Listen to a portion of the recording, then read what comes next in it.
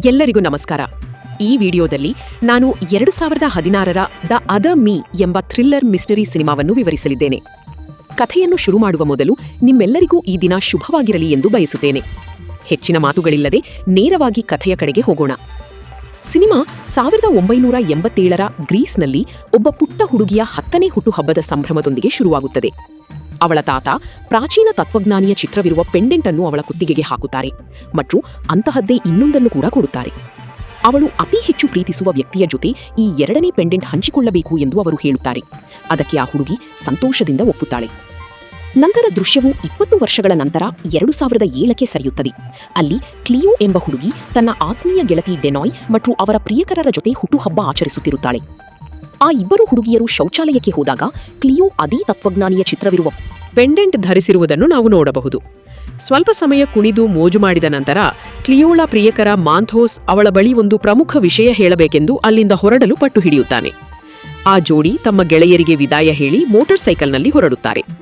ಸ್ವಲ್ಪ ದೂರ ಹೋದ ಮೇಲೆ ಅವರು ರಸ್ತೆಯ ಪಕ್ಕದಲ್ಲಿ ನಿಲ್ಲುತ್ತಾರೆ. ಆಗ ಮಾಂಥೋಸ್ ಕ್ಲಿಯೋಗೆ ಮದುವೆಗಾಗಿ ಪ್ರಪೋಸ್ ಮಾಡುತ್ತಾನೆ. ಕ್ಲಿಯೋ ಕೂಡ ಅತೀವ ಸಂತೋಷದಿಂದ ಅವನ ಪ್ರಪೋಸಲ್ ಅನ್ನು ಯಾವುದೇ ಹಿಂಜರಿಕೆಯಿಲ್ಲದೆ ಒಪ್ಪಿಕೊಳ್ಳುತ್ತಾಳೆ. ಆದರೆ ಅಷ್ಟರಲ್ಲೇ ಇದ್ದಕ್ಕಿದ್ದಂತೆ ಏನೂ ಆಗುತ್ತದೆ. ನಂತರ ದೃಶ್ಯವು 2015ರ ಹೊಸ ವರ್ಷದ ಹಿಂದಿನ ರಾತ್ರಿಗೆ ಸರಿಯುತ್ತದೆ. ಅಲ್ಲಿ ಕ್ರಿಮಿನಾಲಜಿ ಪ್ರೊಫೆಸರ್ ಡಿಮಿಟ್ರಸ್ ಲೈನಾಸ್ ಅಪರಾಧ ಮನೋವಿಜ್ಞಾನದ ಬಗ್ಗೆ ಪಾಠ ಮಾಡುತ್ತಿರುತ್ತಾರೆ. ಕ್ಲಾಸ್ ಮುಗಿದ ನಂತರ ಡಿಮಿಟ್ರಸ್ ವಿಶ್ವವಿದ್ಯಾಲಯದ ಮುಖ್ಯಸ್ಥರಾದ ಚಾನ್ಸಲರ್ ಅವರನ್ನು ಭೇಟಿಯಾಗುತ್ತಾರೆ. ಹೊಸ ವರ್ಷವನ್ನು ಯಾರ ಜೊತೆ ಆಚರಿಸುತ್ತೀರಿ ಎಂದು ಚಾನ್ಸಲರ್ ಕೇಳಿದಾಗ ಡಿಮಿಟ್ರಸ್ ತನಗೆ ಉಳಿದಿರುವ ಏಕೈಕ ಕುಟುಂಬವಾದ ತನ್ನ ತಂದೆಯ ಜೊತೆ ಎಂದು ಹೇಳುತ್ತಾರೆ. ಇದು ಚಾನ್ಸಲರ್ ಅವರಿಗೆ ಸ್ವಲ್ಪ ಬೇಸರ ತರುತ್ತದೆ ಮತ್ತು ನಿಮ್ಮ ತಂದೆಗೆ ಹಾಗಾಗಿದ್ದುದು ದುರದೃಷ್ಟಕರ ಎಂದು ಅವರು ಹೇಳುತ್ತಾರೆ. ಸ್ವಲ್ಪ ಸಮಯದ ನಂತರ ಡಿಮಿಟ್ರಸ್ ಆಸ್ಪತ್ರೆಗೆ ತಲುಪುತ್ತಾರೆ. ಅಲ್ಲಿ ಅವರ ತಂದೆ ಅಪಘಾತದ ಕಾರಣ ದೀರ್ಘಕಾಲದಿಂದ ಕೋಮಾ ಸ್ಥಿತಿಯಲ್ಲಿದ್ದಾರೆ. ಡಿಮಿಟ್ರಸ್ ಇಡೀ ರಾತ್ರಿ ಅವರ ಜೊತೆಯೇ ಇರಲು ನಿರ್ಧರಿಸುತ್ತಾರೆ. ಹೊರಗೆ ಎಲ್ಲರೂ ಹೊಸ ವರ್ಷದ ಆಚರಣೆಯಲ್ಲಿ ಮುಳುಗಿರುತ್ತಾರೆ. ಇನ್ನೊಂದೆಡೆ ಕ್ರಿಸ್ಟಿನಾ ಡಿಸಿಲಾ ಎಂಬ ಮಹಿಳೆ ತನ್ನ ಕಟ್ಟಡಕ್ಕೆ ಬರುತ್ತಾಳೆ ಮತ್ತು ಲಿಫ್ಟು ಕೆಟ್ಟಿದೆ ಎಂದು ಗಮನಿಸಿ ಮೆಟ್ಟಿಲುಗಳನ್ನು ಹತ್ತಲು ನಿರ್ಧರಿಸುತ್ತಾಳೆ. ಆದರೆ ಆಗ ಕ್ರಿಸ್ಟಿನಾ ತಲೆಗೆ ಬಲವಾದ ಪೆಟ್ಟು ಬಿದ್ದು ರಕ್ತಸ್ರಾವದಿಂದ ಸಾವನ್ನಪ್ಪುತ್ತಾಳೆ. ಹಂತಕ ಲಿಫ್ಟ್ನಲ್ಲಿದ್ದ ಕೆಟ್ಟಿದೆ ಎಂಬ ಬೋರ್ಡನ್ನು ತೆಗೆದು ಅಲ್ಲಿಂದ ಹೊರಟು ಹೋಗುತ್ತಾನೆ. ಮರುದಿನ ಬೆಳಿಗ್ಗೆ ಡಿಮಿಟ್ರಸ್ ಆಸ್ಪತ್ರೆಯಿಂದ ಕಾರಿನಲ್ಲಿ ಹೊರಡುವಾಗ ಮಾಜಿ ನ್ಯಾಯಾಧೀಶೆ ಕ್ರಿಸ್ಟಿನಾ ಡಿಸಿಲಾ ಕೆಲವು ಗಂಟೆಗಳ ಹಿಂದೆ ಹೆಣವಾಗಿ ಪತ್ತೆಯಾಗಿದ್ದಕ್ಕೆ ಇದು ಕೇವಲ ಅಪಘಾತವೆಂದು ಪೊಲೀಸರು ತೀರ್ಮಾನಿಸುತ್ತಾರೆ. ಬಲಿಪಶು ಮೆಟ್ಟಿಲುಗಳ ಮೇಲೆ ಜಾರಿ ಬಿದ್ದು ಸತ್ತಿರಬಹುದು ಎಂದು ಹೇಳುತ್ತಾರೆ. ಮತ್ತೊಂದು ದೃಶ್ಯದಲ್ಲಿ ಅಲೆಕ್ಸಿಸ್ ಪೊಪ್ಪಾಸ್ ಎಂಬ ವೈದ್ಯರು ತಡರಾತ್ರಿ ತಮ್ಮ ಕಚೇರಿಯಲ್ಲಿ ಏಕಾಂಗಿಯಾಗಿ ಕೆಲಸ ಮಾಡುತ್ತಿರುವುದನ್ನು ನಾವು ನೋಡುತ್ತೇವೆ. ಹಠಾತ್ ಶಬ್ದದಿಂದ ಅವರು ಬೆಚ್ಚಿ ಬೀಳುತ್ತಾರೆ. ಬಾಗಿಲು ಪರೀಕ್ಷಿಸಲು ಓಡುತ್ತಾರೆ. ಅದರಲ್ಲಿ ಯಾರೂ ಇರುವುದಿಲ್ಲ. ಡಾಕ್ಟರ್ ಪೊಪ್ಪಾಸ್ ತಮ್ಮ ಮೇಜಿನ ಬಳಿ ಹಿಂತಿರುಗುತ್ತಾರೆ. ಯಾರೋ ಒಬ್ಬರು ಗುಟ್ಟಾಗಿ ಒಳಗೆ ಬಂದಿರುವುದು ಅವರಿಗೆ ತಿಳಿಯುವುದಿಲ್ಲ. ತಕ್ಷಣವೇ ಹಂತಕ ಅವರ ಕೈಗೆ ಚಾಕು ಚುಚ್ಚಿ ನಂತರ ಕ್ರೂರವಾಗಿ ಗಂಟಲನ್ನು ಸಿಲ್ಲುತ್ತಾನೆ. ನಂತರ ಹಂತಕ ನೋಟ್ಬುಕ್ನ ಪುಟವನ್ನು ತಿರುಗಿಸುತ್ತಾನೆ. ಅಲ್ಲಿ ಜನವರಿ 4 ಎಂಬ ದಿನಾಂಕವಿರುತ್ತದೆ. ಮರುದಿನ ಬೆಳಿಗ್ಗೆ ಡಿಮಿಟ್ರಸ್ ಚಾನ್ಸಲರ್ ಫೋನ್ ಕರೆಯಿಂದ ಎಚ್ಚರಗೊಳ್ಳುತ್ತಾರೆ. ಅವರು ಒಬ್ಬ ವೈದ್ಯರ ಭೀಕರ ಕೊಲೆಯಾಗಿರುವ ವಿಷಯವನ್ನು ತಿಳಿಸುತ್ತಾರೆ. ಕೊಲೆ ವಿಭಾಗದ ಉಪಕಮಾಂಡರ್ ತನ್ನ ಆಪ್ತಗಮ ಪಿಳೆಯನಾಗಿದ್ದು ಸಹಾಯಕ್ಕಾಗಿ ಕೇಳಿದ್ದಾನೆ ಎಂದು ಅವರು ಹೇಳುತ್ತಾರೆ. ತನಿಖೆಯಲ್ಲಿ ಡಿಮಿಟ್ರಸ್ ಅವರ ಕ್ರಿಮಿನಾಲಜಿ ಪರಿಣತಿ ಉಪಯುಕ್ತವಾಗಬಹುದು ಎಂದು ಚಾನ್ಸಲರ್ ಪೊಲೀಸರಿಗೆ ಸಹಾಯ ಮಾಡಲು ವಿನಂತಿಸುತ್ತಾರೆ. ಸ್ವಲ್ಪ ಸಮಯದ ನಂತರ ಡಿಮಿಟ್ರಸ್ ಅಪರಾಧ ಸ್ಥಳಕ್ಕೆ ತಲುಪಿ ಪೊಲೀಸ್ ಉಪಮುಖ್ಯಸ್ಥ ಅಪೋಸ್ತಲೋಸ್ ಅವರನ್ನು ಭೇಟಿಯಾಗುತ್ತಾರೆ. ಡಿಮಿಟ್ರಸ್ ಡಾಕ್ಟರ್ ಪೊಪ್ಪಾಸ್ ಅವರ ನಿರ್ಜೀವ ದೇಹವನ್ನು ಗಮನಿಸುತ್ತಾರೆ ಮತ್ತು ನೆಲದ ಮೇಲೆ ಏನು ಹೇಳಬೇಕೋ ಅದನ್ನು ಹೇಳು, ಕೇಳಬಾರದವರ ಮಾತನ್ನು ಕೇಳಬೇಡ ಎಂಬ ಬರಹವನ್ನು ನೋಡುತ್ತಾರೆ. ಹಂತಕ ವೈದ್ಯರ ಗಂಟಲು ಮತ್ತು ಬೆರಳುಗಳನ್ನು ಕತ್ತರಿಸಿ ಅದೇ ರಕ್ತದಿಂದ ಈ ಸಾಲನ್ನು ಬರೆದಿದ್ದಾನೆ ಎಂದು ಪೊಲೀಸರು ಬಹಿರಂಗಪಡಿಸುತ್ತಾರೆ. ಇನ್ನೊಂದು ವಿಚಿತ್ರ ವಿಷಯವೆಂದರೆ ವೈದ್ಯರ ಜೇಬಿನಲ್ಲಿ 220 ಯೂರೋಗಳಿದ್ದ ಲಕೋಟೆಯೊಂದು ಸಿಕ್ಕಿರುತ್ತದೆ. ಎಲ್ಲವನ್ನೂ ತನ್ನ ಟಿಪ್ಪಣಿಯಲ್ಲಿ ಬರೆದುಕೊಂಡ ನಂತರ ಡಿಮಿಟ್ರಸ್ ಮನೆಗೆ ಹಿಂತಿರುಗಿ ಇಂಟರ್ನೆಟ್ನಲ್ಲಿ ಡಾಕ್ಟರ್ ಪೊಪ್ಪಾಸ್ ಬಗ್ಗೆ ಹುಡುಕುತ್ತಾರೆ. ಆದರೆ ಅವರಿಗೆ ಏನೂ ಸಿಗುವುದಿಲ್ಲ. ಮರುದಿನ ಬೆಳಿಗ್ಗೆ ಅವರು ಸ್ಟೇಷನ್ನಲ್ಲಿ ಅಪೋಸ್ತಲೋಸ್ ಅವರನ್ನು ಭೇಟಿಯಾಗಿ ಕೊಲೆಯ ರೀತಿ ನೋಡಿದರೆ ಇದು ಆವೇಶದಲ್ಲಿ ಮಾಡಿದ ಕೊಲೆಯಲ್ಲ, ಬದಲಿಗೆ ಯೋಜಿತ ಸೇಡಿನ ಕೃತ್ಯದಂತೆ ಕಾಣಿತಿದೆ ಎಂದು ಹೇಳುತ್ತಾರೆ. ವೈದ್ಯರ ಜೇಬಿನಲ್ಲಿ ಸಿಕ್ಕಿದ 220 ಯೂರೋಗಳ ಮೇಲೆ ರಕ್ತದ ಕಲೆ ಇಲ್ಲದ ಕಾರಣ ಹಂತಕನೇ ಅದನ್ನು ಅಲ್ಲಿ ಇಟ್ಟಿರಬೇಕು ಮತ್ತು ಅದು ಲಂಚದಂತಹ ಯಾವುದೋ ಸಂಕೇತವಾಗಿರಬಹುದು ಎಂದು ಅವರು ಚರ್ಚಿಸುತ್ತಾರೆ. ಮುಂದಿನ ದಿನಗಳಲ್ಲಿ ಡಿಮಿಟ್ರಸ್ ತನಿಖೆಯನ್ನು ಮುಂದುವರಿಸುವುದರ ಜೊತೆಗೆ ವಿಶ್ವವಿದ್ಯಾಲಯದಲ್ಲಿ ಪಾಠ ಮಾಡುವುದು ಮತ್ತು ತಂದೆಯ ಆರೈಕೆಯನ್ನು ಮಾಡುತ್ತಾರೆ. ಕೆಲವು ದಿನಗಳ ನಂತರ ಅವರು ಅಪೋಸ್ತಲೋಸ್ ಅವರನ್ನು ಭೇಟಿಯಾಗುತ್ತಾರೆ. ಅವರು ವೈದ್ಯರ ಕೇಸಿನಲ್ಲಿ ಹಲವರನ್ನು ವಿಚಾರಣೆ ನಡೆಸಿದರೂ ಯಾವುದೇ ಸುಳಿವು ಸಿಕ್ಕಿಲ್ಲ ಎಂದು ತಿಳಿಸುತ್ತಾರೆ. ವೈದ್ಯರ ಫೈಲ್ಗಳಲ್ಲಿ ಅಥವಾ ಡಿಎನ್ಎ ಪರೀಕ್ಷೆಯಲ್ಲಿ ಅವರಿಗೆ ಏನೂ ಸಿಗುವುದಿಲ್ಲ. ಡಿಮೆಟ್ರೆಸ್ ಆಗ ಆ ಪುರಾತನ ಸಾಲು ಪೈಥಾಗರಸ್ನದ್ದು ಎಂದು ಗಮನಿಸುತ್ತಾರೆ. ಇದು ಹಂತಕನು ವಿದ್ಯಾವಂತ ಎಂದು ಸೂಚಿಸುತ್ತದೆ. ಕೆಲವು ದಿನಗಳ ನಂತರ ಹೋಟೆಲ್ ಉದ್ಯೋಗಿಯೊಬ್ಬಳ ರೂಮ್ ಸ್ವಚ್ಛಗೊಳಿಸಲು ಬರುತ್ತಾಳೆ. ಆದರೆ ಹಾಸಿಗೆಯ ಮೇಲೆ ರಕ್ತದ ಮಡುವಿನಲ್ಲಿ ಒಬ್ಬ ಮನುಷ್ಯ ಸತ್ತಿರುವುದನ್ನು ಕಂಡು ಅವಳು ಬೆಚ್ಚಿ ಬೀಳುತ್ತಾಳೆ. ಗೋಡೆಯ ಮೇಲೆ ಪೈಥಾಗರಸ್ನ ಮತ್ತೊಂದು ಸಾಲು, ಸತ್ಯವನ್ನು ಮರೆಮಾಚುವವನು ಚಿನ್ನವನ್ನು ಹೂಳುತ್ತಾನೆ ಎಂದು ಬರೆದಿರುತ್ತದೆ. ಸ್ವಲ್ಪ ಸಮಯದಲ್ಲಿ ಡಿಮೆಟ್ರೆಸ್ ಈ ಕೊಲೆಯ ಬಗ್ಗೆ ಮಾಹಿತಿ ಪಡೆದು ತಕ್ಷಣ ಅಪರಾಧ ಸ್ಥಳಕ್ಕೆ ಧಾವಿಸುತ್ತಾರೆ. ಸತ್ತವನ ಹೆಸರು ಡೆಮೋಸ್ಟೆನೀಸ್ ಎಂದು ಮತ್ತು ಅವನು ಒಬ್ಬ ವಕೀಲ ಎಂದು ಅವರಿಗೆ ತಿಳಿಯುತ್ತದೆ. ಬಲಿಪಶುವಿನ ನಾಲಿಗೆಯನ್ನು ಕತ್ತರಿಸಿದ ನಿಖರತೆಯನ್ನು ನೋಡಿ ಹಂತಕನಿಗೆ ಅನಾಟಮಿ ಮತ್ತು ಶಸ್ತ್ರಚಿಕಿತ್ಸೆಯ ಹಿನ್ನೆಲೆ ಇರಬಹುದು ಎಂದು ವೈದ್ಯಕೀಯ ಅಧಿಕಾರಿ ವಿವರಿಸುತ್ತಾರೆ. ಬಲಿಪಶುವಿನ ಕುತ್ತಿಗೆಯ ಮೇಲೆ ಸಣ್ಣ ಇಂಜೆಕ್ಷನ್ ಗುರುತೂ ಇರುತ್ತದೆ. ಅಂದರೆ ಹಂತಕ ಕೊಲೆ ಮಾಡುವ ಮೊದಲು ಅರಿವಳಿಕೆ ನೀಡಿದ್ದಾನೆ ಎಂದು ತಿಳಿಯುತ್ತದೆ. ನಂತರ ಅಪೋಸ್ತಲೋಸ್ ಇದು ಹಿಂದಿನ ಹಂತಕನೇ ಇರಬಹುದು ಎಂದು ಹೇಳುತ್ತಾರೆ. ಆದರೆ ಡಿಮೆಟ್ರೆಸ್ ಇದೊಂದೇ ಹೋಲಿಕೆಯಲ್ಲ ಎಂದು ಹೇಳಿ ಹಿಂದಿನ ಕೇಸಿನಲ್ಲೂ ಬಂದಿದ್ದ 220 ಸಂಖ್ಯೆಯನ್ನೇ ಹೊಂದಿರುವ ರೂಮ್ ನಂಬರ್ 220 ತೋರಿಸುತ್ತಾರೆ. ಸ್ವಲ್ಪ ಸಮಯದ ನಂತರ ಶವ ಪರೀಕ್ಷೆಯ ವರದಿ ಬರುತ್ತದೆ. ಬಲಿಪಶುವಿಗೆ ಡ್ರಗ್ಸ್ ನೀಡಿ ನಾಲಿಗೆ ಕತ್ತರಿಸಲಾಗಿದೆ ಮತ್ತು ಅತಿಯಾದ ರಕ್ತಸ್ರಾವದಿಂದ ಅವನು ಸತ್ತಿದ್ದಾನೆ ಎಂದು ಅಪೋಸ್ತಲೋಸ್ ತಿಳಿಸುತ್ತಾರೆ. ಡಿಮೆಟ್ರೆಸ್ ಈ ಕೊಲೆಯನ್ನು ಒಬ್ಬ ಮಹಿಳಾ ಹಂತಕಿ ಮಾಡಿರಬಹುದು ಮತ್ತು ಅವಳೇ ಈತನನ್ನು ಹೋಟೆಲ್ ರೂಮಿಗೆ ಬರುವಂತೆ ಆಕರ್ಷಿಸಿರಬಹುದು ಎಂದು ಊಹಿಸುತ್ತಾರೆ. ಅವರು ಆ ಸಾಲನ್ನು ಕೂಲಂಕಷವಾಗಿ ವಿಶ್ಲೇಷಿಸುತ್ತಾರೆ. ಆಗ ಅಪೋಸ್ತಲೋಸ್ ತನಗೆ ಪುರಾತನ ಗ್ರೀಕ್ ಸಾಲು ಸಂಬಂಧಿಸಿದ ಮತ್ತೊಂದು ಸಾವಿನ ನೆನಪಾಗುತ್ತಿದೆ ಎಂದು ಹೇಳುತ್ತಾರೆ. ಆದರೆ ಆ ಕೇಸಿನಲ್ಲಿ ವ್ಯಕ್ತಿ ಆತ್ಮಹತ್ಯೆ ಮಾಡಿಕೊಂಡಿದ್ದ. ತಕ್ಷಣ ಅಪೋಸ್ತಲೋಸ್ ತನ್ನ ಕೆಳಗಿನ ಅಧಿಕಾರಿಯನ್ನು ಕರೆದು ಜಾರ್ಜ್ ಎಫ್ ಟಿಮೆಯು ಎಂಬವನ ಫೈಲ್ ಕೇಳುತ್ತಾರೆ. ಜಾರ್ಜ್ ಒಬ್ಬ ಪದವೀಧರನಾಗಿದ್ದು ನೇಣು ಹಾಕಿಕೊಂಡು ಸತ್ತಿದ್ದನೆಂದು ಮತ್ತು ಅವನ ಮಾಜಿ ಪತ್ನಿ ಅವನು ಖಿನ್ನತೆಯಿಂದ ಬಳಲುತ್ತಿದ್ದನೆಂದು ಹೇಳಿದ್ದು ತಿಳಿಯುತ್ತದೆ. ಡಿಮಿಟ್ರೀಸ್ ಆ ಕೇಸಿನ ಫೋಟೋಗಳನ್ನು ಪರೀಕ್ಷಿಸಿದಾಗ ಅಲ್ಲಿ ಎಲ್ಲರೂ ಸಾಯಲು ವಿಧಿಸಲ್ಪಟ್ಟಿದ್ದಾರೆ ಎಂಬ ಮತ್ತೊಂದು ಗ್ರೀಕ್ ಸಾಲನ್ನು ಗಮನಿಸುತ್ತಾರೆ. ಅವನು ಯಾವಾಗ ಸತ್ತ ಎಂದು ಕೇಳಿದಾಗ ಜನವರಿ 2 ಬೆಳಿಗ್ಗೆ ಕೆಲಸದವಳಿಗೆ ಅವನ ಶವ ಸಿಕ್ಕಿತು ಎಂದು ಅಪೊಸ್ತಲೋಸ್ ಹೇಳುತ್ತಾರೆ. ಆದರೆ ಡಿಮೆಟ್ರೆಸ್ ಬಲಿಪಶುವಿನ ವಾಚ್ ನಿಖರವಾಗಿ 2:20 ನಿಂತಿರುವುದನ್ನು ತೋರಿಸುತ್ತಾರೆ. ಇದು ಅವನೂ ಸಹ ಅದೇ ಸರಣಿ ಹಂತಕನಿಂದ ಕೊಲ್ಲಲ್ಪಟ್ಟಿದ್ದಾನೆ ಎಂದು ಸೂಚಿಸುತ್ತದೆ. ಅಷ್ಟರಲ್ಲೇ ಡಿಮೆಟ್ರೆಸ್ಗೆ ಆಸ್ಪತ್ರೆಯಿಂದ ಕರೆ ಬರುತ್ತದೆ. ಅಲ್ಲಿಗೆ ಹೋದಾಗ ಅವರ ತಂದೆಗೆ ತೀವ್ರವಾದ ಸ್ಟ್ರೋಕ್ ಆಗಿದೆ ಎಂದು ತಿಳಿಯುತ್ತದೆ. ತಂದೆ ಈಗ ಲೈಫ್ ಸಪೋರ್ಟ್ನಲ್ಲಿದ್ದಾರೆ ಮತ್ತು ಡಿಮೆಟ್ರೆಸ್ ಆದೇಶ ನೀಡಿದರೆ ಅದನ್ನು ತೆಗೆಯುವುದಾಗಿ ವೈದ್ಯರು ಹೇಳುತ್ತಾರೆ. ಆ ಮನುಷ್ಯ ಎಂದಿಗೂ ಗುಣಮುಖರಾಗುವುದಿಲ್ಲ, ಸುಮ್ಮನೆ ಅವರ ನೋವನ್ನು ದೀರ್ಘಗೊಳಿಸುವುದು ಬೇಡ ಎಂದು ವೈದ್ಯರು ಸಲಹೆ ನೀಡುತ್ತಾರೆ. ಆದರೆ ಡಿಮೆಟ್ರೆಸ್ ಯಾವುದೇ ಬೆಲೆ ತೆತ್ತಾದರೂ ತಂದೆಯನ್ನು ಬದುಕಿಸಲು ಬಯಸಿ ಅದಕ್ಕೆ ಒಪ್ಪುವುದಿಲ್ಲ. ದಿನಗಳ ನಂತರ ಅಪೊಸ್ತಲೋಸ್ ಚಾನ್ಸಲರ್ ಅವರನ್ನು ಭೇಟಿಯಾಗಿ ಇತ್ತೀಚೆಗೆ ಸಂಪರ್ಕಕ್ಕೆ ಡಿಮೆಟ್ರೆಸ್ ಬಗ್ಗೆ ವಿಚಾರಿಸುತ್ತಾರೆ. ಚಾನ್ಸಲರ್ ಡಿಮೆಟ್ರೆಸ್ ತಂದೆಯ ಸ್ಥಿತಿಯ ಬಗ್ಗೆ ತಿಳಿಸುತ್ತಾರೆ ಮತ್ತು ವರ್ಷಗಳ ಹಿಂದೆ ಅವರಿಗೆ ಹೇಗೆ ಕಾರು ಅಪಘಾತವಾಗಿತ್ತು ಎಂದು ವಿವರಿಸುತ್ತಾರೆ. ಚಾಲಕ ಅವರನ್ನು ಹಾಗೆಯೇ ಬಿಟ್ಟು ಓಡಿ ಹೋಗಿದ್ದರಿಂದ ಅವನಿಗೆ ಶಿಕ್ಷೆಯಾಗಲಿಲ್ಲ. ಅಂದಿನಿಂದ ಆ ಬಡ ಮನುಷ್ಯ ನರಳುತ್ತಿದ್ದಾರೆ ಎಂದು ತಿಳಿಯುತ್ತದೆ. ಸ್ವಲ್ಪ ಸಮಯದ ನಂತರ ಡಿಮೆಟ್ರೆಸ್ ತನಿಖೆಯನ್ನು ಮುಂದುವರಿಸಿ ಅಪೊಸ್ತಲೋಸ್ ಅವರನ್ನು ಭೇಟಿಯಾಗಿ ತನ್ನ ಸಂಶೋಧನೆಯನ್ನು ಹಂಚಿಕೊಳ್ಳುತ್ತಾರೆ. ಹಂತಕ ಯಾವುದೋ ಒಂದು ಕಾರಣಕ್ಕಾಗಿ ಈ ಎಲ್ಲಾ ಜನರನ್ನು ಶಿಕ್ಷಿಸುತ್ತಿದ್ದಾನೆ ಎಂದು ಅವರು ಹೇಳುತ್ತಾರೆ. ಇಂಟರ್ನೆಟ್ನಲ್ಲಿ ಡೆಮೋಸ್ಥೆನೀಸ್ ಬಗ್ಗೆ ಹುಡುಕುವಾಗ ಮಾಜಿ ನ್ಯಾಯಾಧೀಶೆ ಕ್ರಿಸ್ಟಿನಾ ಹೆಸರು ಕೇಳಿಬಂದಿದೆ ಎಂದು ಡಿಮೆಟ್ರೆಸ್ ಬಹಿರಂಗಪಡಿಸುತ್ತಾರೆ. ಬ್ಲ್ಯಾಕ್ ಮೇಲ್, ಕೊಲೆ ಮತ್ತು ಡ್ರಗ್ಸ್ ಸೇರಿದಂತೆ 30ಕ್ಕೂ ಹೆಚ್ಚು ಕೇಸ್ಗಳಲ್ಲಿ ಅವರಿಬ್ಬರ ಮೇಲೆ ತೀರ್ಪು ತಿದ್ದಿದ ಆರೋಪವಿತ್ತು ಎಂದು ತಿಳಿಯುತ್ತದೆ. ಕ್ರಿಸ್ಟಿನಾ ಮೆಟ್ಟಿಲುಗಳ ಮೇಲಿಂದ ಬಿದ್ದು ಸತ್ತದ್ದು ಕೇವಲ ಅಪಘಾತ ಎಂದು ಅಪೊಸ್ತಲೋಸ್ ಹೇಳುತ್ತಾರೆ. ಆದರೆ ಡಿಮೆಟ್ರೆಸ್ ಅದನ್ನು ನಂಬುವುದಿಲ್ಲ.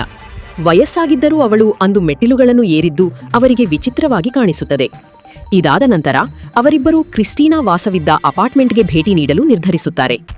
ಅಲ್ಲಿಗೆ ತಲುಪಿ ಅವರು ಲಿಫ್ಟ್ ಹತ್ತಿದಾಗ ಮೊದಲ ಮಹಡಿಯಲ್ಲಿ ಡಿಮೆಟ್ರೆಸ್ ಗೋಡೆಯ ಮೇಲೆ ಒಂದು ಬರಹವನ್ನು ಗಮನಿಸುತ್ತಾರೆ. ಅದು ಮತ್ತೊಂದು ಗ್ರೀಕ್ ಸಾಲಾಗಿದ್ದು ಎಲ್ಲವೂ ಸಂಖ್ಯೆಯ ಪ್ರಕಾರವೇ ನಡೆಯುತ್ತದೆ, ಒಂದೇ ಎಲ್ಲದರ ಆರಂಭ ಎಂದು ಬರೆದಿರುತ್ತದೆ. ಅದಕ್ಕಿಂತ ಹೆಚ್ಚಾಗಿ ಆ ಲಿಫ್ಟ್ನ ಸಾಮರ್ಥ್ಯ 220 ಕೆಜಿ ಎಂದು ಬರೆದಿರುತ್ತದೆ. ಇದು ನ್ಯಾಯಾಧೀಶೆಯ ಸಾವು ಅಪಘಾತವಲ್ಲ, ಕೊಲೆ ಎಂದು ಸಾಬೀತುಪಡಿಸುತ್ತದೆ. ಮರುದಿನ ಬೆಳಿಗ್ಗೆ ಡಿಮೆಟ್ರೆಸ್ ಚಾನ್ಸಲರ್ ಅವರನ್ನು ಭೇಟಿಯಾಗಿ 4 ಕೊಲೆಗಳು ನಡೆದಿರುವ ಬಗ್ಗೆ ಮತ್ತು ಎಲ್ಲಾ ಕಡೆ ಪೈಥಾಗರಸ್ ಸಾಲುಗಳು ಹಾಗೂ 220 ಸಂಖ್ಯೆ ಇರುವ ಬಗ್ಗೆ ತಿಳಿಸುತ್ತಾರೆ.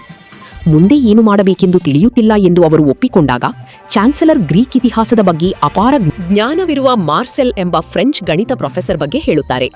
ಮಾರ್ಸೆಲ್ ಶೀಘ್ರದಲ್ಲೇ ವಿಶ್ವವಿದ್ಯಾಲಯದ ಕಾನ್ಫರೆನ್ಸ್ನಲ್ಲಿ ಮುಖ್ಯ ಭಾಷಣಕಾರರಾಗಿ ಬರುತ್ತಿದ್ದಾರೆ.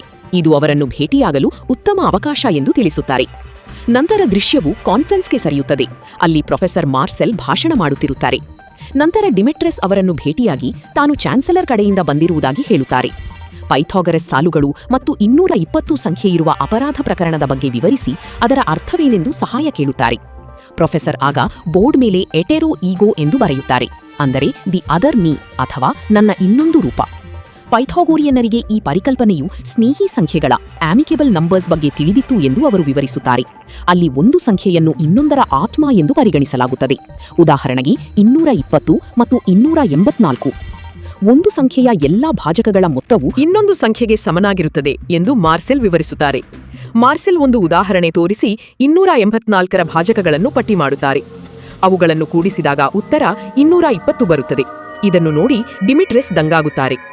ಇನ್ನೊಂದೆಡೆ ಅಪೋಸ್ತಲೋಸ್ ನೇಣು ಹಾಕಿಕೊಂಡು ಸತ್ತಿದ್ದ ಜಾರ್ಜ್ನ ತಂದೆ ಟಿಮೆಯು ಅವರನ್ನು ಭೇಟಿ ಮಾಡುತ್ತಾರೆ.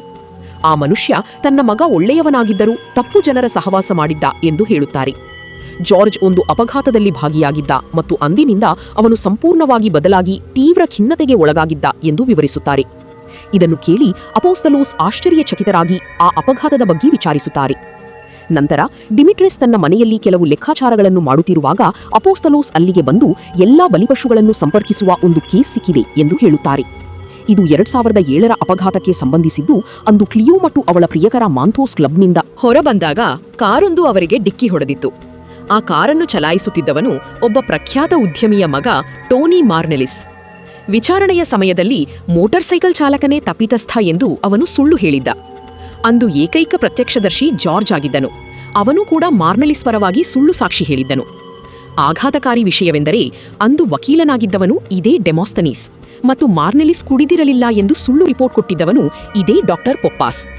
ಇನ್ನು ಆ ಕೇಸಿನ ತೀರ್ಪು ನೀಡಿದ್ದ ನ್ಯಾಯಾಧೀಶೆ ಇದೇ ಕ್ರಿಸ್ಟಿನಾ ಡಿಸಿಲಾ ಆಗಿದ್ದು ಅವಳು ಮಾರ್ನೆಲಿಸ್ನನ್ನು ನಿರ್ದೋಷಿ ಎಂದು ಘೋಷಿಸಿದ್ದಳು. ಇದನ್ನು ಕೇಳಿ ಬೆಚ್ಚಿಬಿದ್ದ ಡಿಮೆಟ್ರಿಸ್ ಆ ಜೋಡಿಗೆ ಏನಾಯಿತು ಎಂದು ಕೇಳುತ್ತಾರೆ. ಕ್ಲಿಯೋ ಸ್ಥಳದಲ್ಲಿ ಸಾವನ್ನಪ್ಪಿದ್ದಳು ಎಂದು ಅಪೋಸ್ತಲೋಸ್ ಹೇಳುತ್ತಾರೆ. ಅವಳ ಬ್ಯಾಗ್ನಲ್ಲಿ ಲಿಪ್ಸ್ಟಿಕ್, 70 ಯೂರೋಗಳು, ಕೀ ಚೈನ್, ಫೋನ್ ಮತ್ತು 284 ಸಂಖ್ಯೆ ಕೆತ್ತಿದ್ದ ಪೆಂಡೆಂಟ್ ಸಿಕ್ಕಿತು ಎಂದು ತಿಳಿಯುತ್ತದೆ. ಈ ವಿಷಯ ಕೇಳಿ ಡಿಮೆಟ್ರಿಸ್ ದಂಗಾಗುತ್ತಾರೆ ಮತ್ತು ತಕ್ಷಣ ಬೋರ್ಡ್ ಮೇಲೆ ಏನೋ ಬರೆಯಲು ಶುರು ಮಾಡುತ್ತಾರೆ. ಅಷ್ಟರಲ್ಲಿ ಅಪೋಸ್ತಲೋಸ್ಗೆ ಒಂದು ಕರೆ ಬರುತ್ತದೆ. ಫೋನ್ ಮಾತನಾಡಿದ ನಂತರ ಮಾರ್ನೆಲಿಸ್ ಕಳೆದ 24 ಗಂಟೆಗಳಿಂದ ಕಾಣೆಯಾಗಿದ್ದಾನೆ ಎಂದು ಅಪೋಸ್ತಲೋಸ್ ತಿಳಿಸುತ್ತಾರೆ. ಆದರೆ ಡಿಮೆಟ್ರಿಸ್ ಅವನು ಇನ್ನೂ ಬದುಕಿದ್ದಾನೆ ಮತ್ತು ಹಂತಕನು ಸ್ನೇಹಿ ಸಂಖ್ಯೆಗಳ ತತ್ವದಂತೆ ಅವನನ್ನು ಮೇ 22ರಂದು ಕೊಲೆ ಮಾಡಲು ಯೋಜಿಸಿದ್ದಾನೆ ಎಂದು ಹೇಳುತ್ತಾರೆ. 284 ಸಂಖ್ಯೆಯನ್ನು ನಿಖರವಾಗಿ ಭಾಗಿಸುವ ಸಂಖ್ಯೆಗಳೇ ಕೊಲೆ ನಡೆದ ದಿನಾಂಕಗಳು ಎಂದು ಅವರು ಕಂಡುಹಿಡಿದಿರುತ್ತಾರೆ. ಆ 5 ಸಂಖ್ಯೆಗಳನ್ನು ಕೂಡಿಸಿದಾಗ ಮೊತ್ತ 220 ಬರುತ್ತದೆ. ಇದು ಹಿಂದಿನ ಕೇಸ್ಗಳಿಗೆ ಲಿಂಕ್ ನೀಡುತ್ತದೆ. ಈ ಮಾದರಿಯಂತೆ ಹಂತಕ ನ್ಯಾಯಾಧೀಶೆಯನ್ನು ವರ್ಷದ ಮೊದಲ ದಿನ, ಜಾರ್ಜ್ನನ್ನು 2ನೇ ದಿನ, ಡಾಕ್ಟರ್ ಪೊಪ್ಪಾಸ್ನನ್ನು 4ನೇ ದಿನ ಮತ್ತು ವಕೀಲನನ್ನು 71ನೇ ದಿನವಾದ ಮಾರ್ಚ್ 12ರಂದು ಕೊಂದಿದ್ದಾನೆ. ವರ್ಷದ 142ನೇ ದಿನ ಮೇ 22 ಆಗಿದ್ದು ಅಂದು ಹಂತಕ ಟೋನಿ ಮಾರ್ನೆಲಿಸ್ನನ್ನು ಕೊಲ್ಲಲಿದ್ದಾನೆ ಎಂದು ಊಹಿಸುತ್ತಾರೆ. ಮೋಟಾರ್ ಸೈಕಲ್ ಚಾಲಕ ಮಾಂಥೋಸ್ಗೆ ಏನಾಯಿತು ಎಂದು ಡಿಮೆಟ್ರಿಸ್ ಕೇಳಿದಾಗ ಅವನು ತೀವ್ರವಾಗಿ ಗಾಯಗೊಂಡಿದ್ದರೂ ಬದುಕಿದ್ದಾನೆ ಎಂದು ಅಪೋಸ್ತಲೋಸ್ ತಿಳಿಸುತ್ತಾರೆ. ಪೊಲೀಸರು ಅವನನ್ನು ಬಂಧಿಸಲು ಯೋಜಿಸುತ್ತಾರೆ. ಆದ್ದರಿಂದ ಸಮಯ ವ್ಯರ್ಥ ಮಾಡದೆ ಡಿಮೆಟ್ರಸ್ ತನ್ನ ಪರಿಚಯಸ್ಥರ ಮೂಲವ ಮಾಂಥೋಸ್ ವಿಳಾಸ ಪಡೆಯುತ್ತಾರೆ. ಸ್ವಲ್ಪ ಸಮಯದಲ್ಲೇ ಡಿಮೆಟ್ರಸ್ ಅಲ್ಲಿಗೆ ತಲುಪುತ್ತಾರೆ. ಮಾಂಥೋಸ್ ಚಕ್ರದ ಕುರ್ಚಿಯಲ್ಲಿದ್ದು ಅಪಘಾತದಿಂದ ಸಂಪೂರ್ಣವಾಗಿ ವಿರೂಪಗೊಂಡಿರುತ್ತಾನೆ. ಆ ರಾತ್ರಿಯನ್ನು ಮರೆಯಲು ಸಾಧ್ಯವಿಲ್ಲ ಎಂದು ಮಾಂಥೋಸ್ ಹೇಳುತ್ತಾನೆ. ಮಾರ್ನೆಲಿಸ್ ಕುಡಿದಿದ್ದರಿಂದ ತನ್ನ ಕಾರಿಗೆ ರಕ್ತದ ಕಲೆಯಾಗುತ್ತದೆ ಎಂದು ಹೆದರಿ ಸಹಾಯ ಮಾಡದೆ ಹೇಡಿಯಂತೆ ಓಡಿಹೋಗಿದ್ದ ಎಂದು ಮಾಂಥೋಸ್ ನೆನೆಯುತ್ತಾನೆ. ಕ್ಲಿಯೋ ಒಬ್ಬ ಅರಿವಳಿಕೆ ತಜ್ಞೆಯಾಗಲು ಓದುತ್ತಿದ್ದಳು ಮತ್ತು ಅವರ ಭವಿಷ್ಯದ ಬಗ್ಗೆ ಎಷ್ಟೊಂದು ಕನಸು ಕಂಡಿದ್ದರು ಎಂದು ಅವನು ನೆನಪಿಸಿಕೊಳ್ಳುತ್ತಾನೆ. ಸೇಡಿಗಾಗಿ ನೀನೇ ಆ ಜನರನ್ನು ಕೊಂದೆಯಾ ಎಂದು ಡಿಮೆಟ್ರಸ್ ಕೇಳಿದಾಗ ಮಾಂಥೋಸ್ ತಾನು ಹಾಗೆ ಮಾಡಿಲ್ಲ ಎಂದು ಖಡಾಖಂಡಿತವಾಗಿ ಹೇಳುತ್ತಾನೆ. ತನ್ನಿಂದ ಏನೂ ಮಾಡಲು ಸಾಧ್ಯವಿಲ್ಲ ಮತ್ತು ತನ್ನ ತಾಯಿ ಮಗುವಿನಂತೆ ತನ್ನನ್ನು ನೋಡಿಕೊಳ್ಳುತ್ತಿದ್ದಾರೆ ಎಂದು ಅವನು ಅಳುತ್ತಾನೆ. ಕ್ಲಿಯೋಳ ಸಮಾಧಿಗೆ ಹೋಗಿ ಹೂವು ಇಡಲು ಕೂಡ ನನಗೆ ಸಾಧ್ಯವಾಗಿಲ್ಲ, ಇನ್ನು ಕೊಲೆ ಮಾಡುವುದು ಎಲ್ಲಿಂದ ಬಂತು ಎಂದು ಅವನು ಕೇಳುತ್ತಾನೆ. ಒಂದು ವೇಳೆ ಹಂತಕ ಸಿಕ್ಕರೆ ಒಮ್ಮೆ ತನ್ನ ಬಳಿ ಕರೆತನ್ನಿ, ಕೃತಜ್ಞತೆಯಿಂದ ಅವರ ಕೈಗೆ ಮುತ್ತಿಡುತ್ತೇನೆ ಎಂದು ಮಾಂಥೋಸ್ ವಿನಂತಿಸುತ್ತಾನೆ. ಇದನ್ನು ಕೇಳಿ ಡಿಮೆಟ್ರಸ್ ಅಲ್ಲಿಂದ ಹೊರಡುತ್ತಾರೆ. ಹೊರಗೆ ಪೊಲೀಸರು ಮಾಂಥೋಸ್ ವಿಚಾರಣೆಗೆ ಬಂದಿರುವುದನ್ನು ಗಮನಿಸುತ್ತಾರೆ. ಮರುದಿನ ಚಾನ್ಸಲರ್ ಅವರು ಆರೋಪಿಯ ಮನೆಗೆ ಹೋಗಿ ಪ್ರಾಣಾಪಾಯ ತಂದುಕೊಂಡಿದ್ದಕ್ಕೆ ಡಿಮೆಟ್ರಸ್ನನ್ನು ಬೈಯುತ್ತಾರೆ. ತಂದೆಯ ಅಪಘಾತದ ಕಾರಣ ಈ ಕೇಸನ್ನು ವೈಯಕ್ತಿಕವಾಗಿ ತೆಗೆದುಕೊಳ್ಳುತ್ತಿದ್ದೀರಾ ಎಂದು ಅವರು ಕೇಳುತ್ತಾರೆ. ಆದರೆ ಡಿಮೆಟ್ರಸ್ ಅದನ್ನು ನಿರಾಕರಿಸುತ್ತಾರೆ. ಅಷ್ಟರಲ್ಲೇ ಅಪೋಸ್ತಲೋಸ್ ಫೋನ್ ಮಾಡಿ ಡಿಮೆಟ್ರಸ್ ಊಹಿಸಿದಂತೆಯೇ ಮೇ 22ರಂದು ಮಾರ್ನೆಲಿಸ್ ಕೊಲೆಯಾಗಿರುವುದನ್ನು ತಿಳಿಸುತ್ತಾರೆ. ಡಿಮೆಟ್ರಸ್ ಸ್ಥಳಕ್ಕೆ ತಲುಪಿದಾಗ ಮಾರ್ನೆಲಿಸ್ ಅವನ ಅಪ್ಪ ಮಡಿಯಲ್ಲಿ ಮಲಗಿದ್ದರೆ ಅವರು ಸತ್ತಿದ್ದಾರೆ ಎಂದು ಹೇಳುತ್ತಾರೆ. ದೇಹವನ್ನು ಕಟ್ಟಿಹಾಕಿ ಎದೆಯನ್ನು ಸೀಳಿರುವುದನ್ನು ನೋಡುತ್ತಾರೆ. ಅಲ್ಲಿ ಪಕ್ಕದಲ್ಲಿ ನಾನು ಏನು ತಪ್ಪು ಮಾಡಿದೆ, ನಾನು ಏನು ಸಾಧಿಸಿದೆ, ನಾನು ಏನನ್ನು ಮಾಡಲು ಮರೆತಿದ್ದೆ ಎಂಬ ಗ್ರೀಕ್ ಸಾಲು ಬರೆದಿರುತ್ತದೆ. ಕೊಲೆಗೂ ಮುನ್ನ ಮಾರ್ನೆಲಿಸ್ಗೆ ಅರಿವಳಿಕೆ ನೀಡಲಾಗಿತ್ತು ಮತ್ತು ಹಂತಕನಿಗೆ ಅರಿವಳಿಕೆ ಬಗ್ಗೆ ಆಳವಾದ ಜ್ಞಾನವಿದೆ ಎಂದು ವೈದ್ಯಕೀಯ ಅಧಿಕಾರಿ ಹೇಳುತ್ತಾರೆ. ಬಲಿಪಶುವಿನ ಎದೆಗೆ 220 ಸಂಖ್ಯೆಯ ನಂಬರ್ ಪ್ಲೇಟ್ ಅನ್ನು ಕೂಡ ಹೊಡೆಯಲಾಗಿರುತ್ತದೆ. ನಂತರ ಅಪೋಸ್ತಲೋಸ್ ಮಾಂಥೋಸ್ ಬಳಿ ಬಲವಾದ ಆಲಿಬಿ ಇರುವುದರಿಂದ ಅವನು ಹಂತಕನಲ್ಲ ಎಂದು ತಿಳಿಸುತ್ತಾರೆ.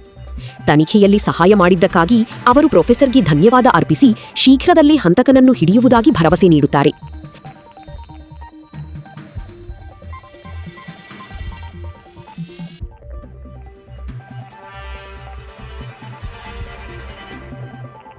ಅಂದು ರಾತ್ರಿ ಡಿಮೆಟ್ರೆಸ್ ಈ ಕೇಸಿನ ಬಗ್ಗೆಯೇ ಯೋಚಿಸುತ್ತಿರುತ್ತಾರೆ ಮತ್ತು ಕ್ಲಿಯೋ ಅರಿವಳಿಕೆ ತಜ್ಞೆಯಾಗಲು ಓದುತ್ತಿದ್ದ ವಿಷಯವನ್ನೂ ನೆನಪಿಸಿಕೊಳ್ಳುತ್ತಾರೆ. ಮರುದಿನ ಬೆಳಿಗ್ಗೆ ಅವರು ಕ್ಲಿಯೋ ಸಮಾಧಿಗೆ ಹೋದಾಗ ಅಲ್ಲಿ 284 ಸಂಖ್ಯೆಯ ಪೆಂಡೆಂಟ್ ಅನ್ನು ನೋಡುತ್ತಾರೆ. ಅಲ್ಲಿ ಭವಿಷ್ಯವು ಇನ್ನೂ ಬರಬೇಕಿದೆ, ನಾನು ಇನ್ನೂ ಕೊನೆಯ ಹಂತದಲ್ಲಿದ್ದೇನೆ ಎಂಬ ಗ್ರೀಕ್ ಸಾಲಿರುತ್ತದೆ. ಮಾಂಥೋಸ್ ತಾನು ಸಮಾಧಿಗೆ ಎಂದಿಗೂ ಹೋಗಿಲ್ಲ ಎಂದು ಹೇಳಿದ್ದು ಡಿಮಿಟ್ರಸ್ಗೆ ನೆನಪಾಗುತ್ತದೆ. ಅಂದರೆ ಬೇರೆ ಯಾರೋ ಈ ಪೆಂಡೆಂಟ್ ಇಟ್ಟಿದ್ದಾರೆ ಎಂದು ಅವರಿಗೆ ತಿಳಿಯುತ್ತದೆ. ಅಂದು ರಾತ್ರಿ ಡಿಮಿಟ್ರಸ್ ಸ್ಮಶಾನಕ್ಕೆ ಮರಳುತ್ತಾರೆ ಮತ್ತು ಹಂತಕನಿಗಾಗಿ ತಾಳ್ಮೆಯಿಂದ ಕಾಯುತ್ತಾರೆ. ಸ್ವಲ್ಪ ಸಮಯದ ನಂತರ ಹುಡಿ ಧರಿಸಿದ ಒಬ್ಬ ರಹಸ್ಯ ವ್ಯಕ್ತಿ ಕೈಯಲ್ಲಿ ಹೂವು ಹಿಡಿದು ಸಮಾಧಿಯ ಬಳಿ ಬರುತ್ತಾರೆ. ಆ ವ್ಯಕ್ತಿ ಸಮಾಧಿಯ ಮೇಲೆ 220 ಸಂಖ್ಯೆ ಮತ್ತು ಪೈಥಾಗೊರಸ್ ಚಿತ್ರವಿರುವ ಮತ್ತೊಂದು ಪೆಂಡೆಂಟ್ ಅನ್ನು ತೂಗು ಹಾಕುತ್ತಾರೆ. ಡಿಮಿಟ್ರಸ್ ಹತ್ತಿರ ಹೋಗಿ ಕ್ಲಿಯೋಗೆ ಅನ್ಯಾಯ ಮಾಡಿದವರನ್ನ ಶಿಕ್ಷಿಸಿದ್ದು ನೀವೇನಾ ಎಂದು ಕೇಳುತ್ತಾರೆ. ಆಗ ಆ ವ್ಯಕ್ತಿ ತಿರುಗುತ್ತಾರೆ. ಅದು ಬೇರೆ ಯಾರೂ ಅಲ್ಲ, ಡೆನಾಯ್. ಅವಳೇ 1987ರಲ್ಲಿ ತನ್ನ ತಾತನಿಂದ 2 ಪೆಂಡೆಂಟ್ ಪಡೆದಿದ್ದ ಹುಡುಗಿ. ತನ್ನ ಬಾಲ್ಯದ ಗೆಳತಿ ಕ್ಲಿಯೋಗೆ ಅವಳು 2ನೇ ಪೆಂಡೆಂಟ್ ನೀಡಿದ್ದಳು. ಡೆನಾಯ್ ಈ ಎಲ್ಲಾ ಕೊಲೆಗಳನ್ನು ಮಾಡಿದ್ದಾಳೆ ಎಂಬುದನ್ನು ಸ್ಪಷ್ಟವಾಗುತ್ತದೆ. ತನ್ನನ್ನು ಬಂಧಿಸಲು ಬಂದಿದ್ದೀರಾ ಎಂದು ಅವಳು ಡಿಮಿಟ್ರಸ್ನನ್ನು ಕೇಳುತ್ತಾಳೆ. ತನ್ನ ತಾತ ಗಣಿತಜ್ಞರಾಗಿದ್ದರು ಮತ್ತು ಹುಟ್ಟುಹಬ್ಬಕ್ಕೆ ಆ ಪೆಂಡೆಂಟ್ಗಳನ್ನು ನೀಡಿ ಸ್ನೇಹಿ ಸಂಖ್ಯೆಗಳ ಬಗ್ಗೆ ಕಲಿಸಿದ್ದರು ಎಂದು ಅವಳು ಹೇಳುತ್ತಾಳೆ. ತಾನು ಅತೀವವಾಗಿ ಪ್ರೀತಿಸುತ್ತಿದ್ದ ಕ್ಲಿಯೋಗೆ ಆ ಪೆಂಡೆಂಟ್ ನೀಡಿದ್ದಾಗಿ ಅವಳು ವಿವರಿಸುತ್ತಾಳೆ.